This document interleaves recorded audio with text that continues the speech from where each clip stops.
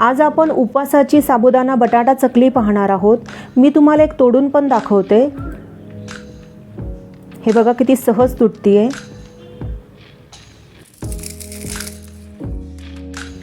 एवढीच कुरकुरीत आणि खुसखुशीत होण्याकरता एक स्टेप्स मी इथे एक्स्ट्रा सांगितलेली आहे। ती जर तुम्ही केली तर तुमच्यासुद्धा साबुदाणा चकली इतकीच व्यवस्थित पडेल। बऱ्याच जणांची तक्रार असते की त्याचा शेप आहे तो येत नाही, तुकडे पडतात। त्याकरता प्रमाणसुद्धा खूप महत्त्वाचे असते। सुरुवात करूया। Hello everyone, delicious cooking with Sarika चॅनलमध्ये मी आपलं मनापासून स्वागत करते। आज आपण जी रेसिपी पाहणार आहोत ती रेसिपी तुम्हाला आवडली तर व्हिडिओला लाईक करा, चॅनलला सबस्क्राईब करा आणि बेल आयकॉनला क्लिक करायला विसरू नका की जेणेकरून माझे नोटिफिकेशन, माझ्या नवीन नवीन व्हिडिओ मी जेव्हा पण अपलोड करेल तेव्हा त्या सर्वात आधी तुमच्यापर्यंत पोहोचतील। चला तर मग सुरुवात करूया आपल्या ह्या आजच्या रेसिपीला।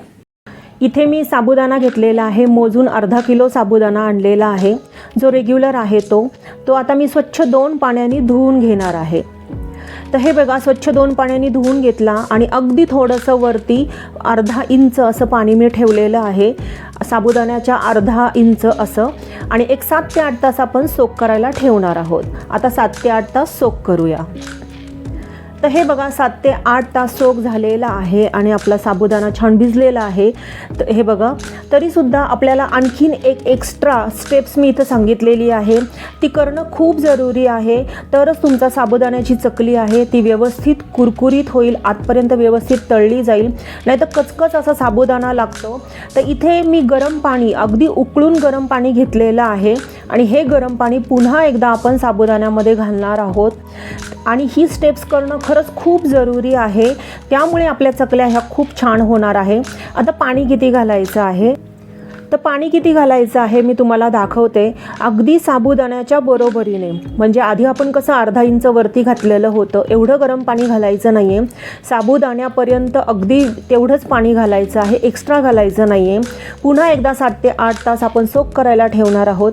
ही एक्स्ट्रा स्टेप आपण करत आहोत। याने काय होणार आहे, तुमचा जी चकली आहे ती तळताना दुप्पट फुलेल आणि कचकच असा साबुदाणा लागणार नाही। साबुदाणा आतपर्यंत तळला जातो, त्याच्यामुळे ही एक्स्ट्रा स्टेप जरुरी आहे। तर हे बघा, मी रात्रभर हा साबुदाणा ठेवला होता आणि आता मी तुम्हाला दाखवते, हा भिजलेला आहे। हे बघा किती छान भिजलेला आहे। त्या साबुदाण्यामध्ये आणि ह्या साबुदाण्यामध्ये खरंच खूप फरक पडतो, म्हणजे दुप्पट हा भिजला जातो। आता हा मोकळा करून घ्यायचा आहे, हे बघा अशा पद्धतीने। त्यामुळे फार पाणी सेकंड टाईम घालायचं नाही आहे, हे एवढी टिप्स लक्षात ठेवा। आता मी हे साईडला ठेवते आणि आता आपण बटाटे पाहूया किती घ्यायचे आहेत। तर इथे 1 किलो मी बटाटे घेतलेले आहे। अर्धा किलो साबुदाण्याला 1 किलो बटाटे, हे प्रमाण अगदी परफेक्ट आहे।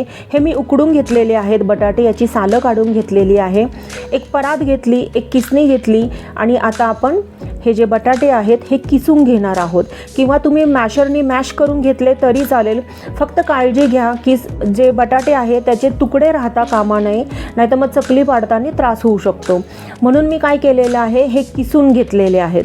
हे बघा, सगळे बटाटे मी असे व्यवस्थित किसून घेतलेले आहेत आणि खरं किसूनच घ्या, जेणेकरून मग चकलीला काही त्रास होणार नाही।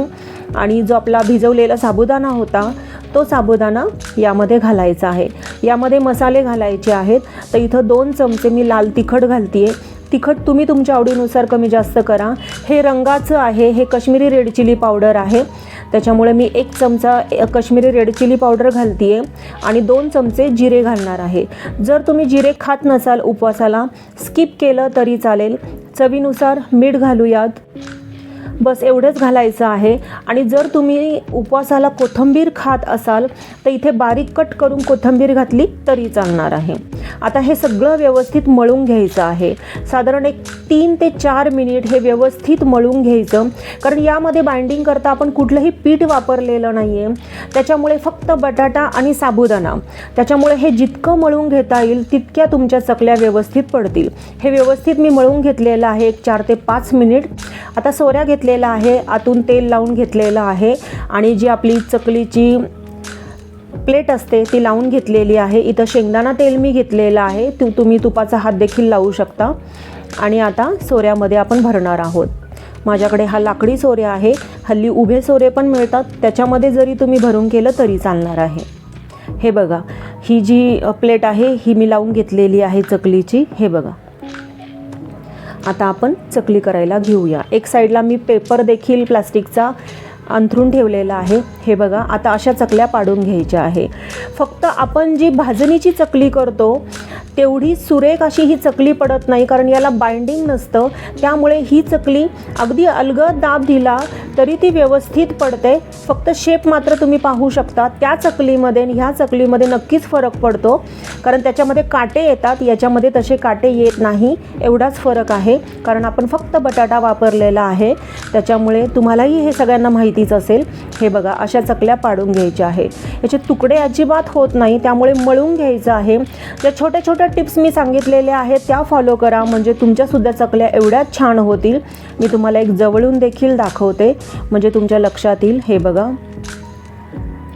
मी बऱ्यापैकी मोठ्याच केलेल्या आहेत, कारण ह्या खरंच ज्यावेळेस आपण तळतो त्यावेळेस दुपटीने फुलतात. हे बघा, अशा पद्धतीने मी करून घेतलेल्या आहेत. आता बाकीच्या सुद्धा मी करून घेते. हे बघा, एवढ्या सगळ्या माझ्या झालेल्या आहेत आणि तुम्ही पाहू शकता आता ऊन यायला सुरुवात झालेली आहे. मी हे उन्हामध्ये ठेवणार आहे.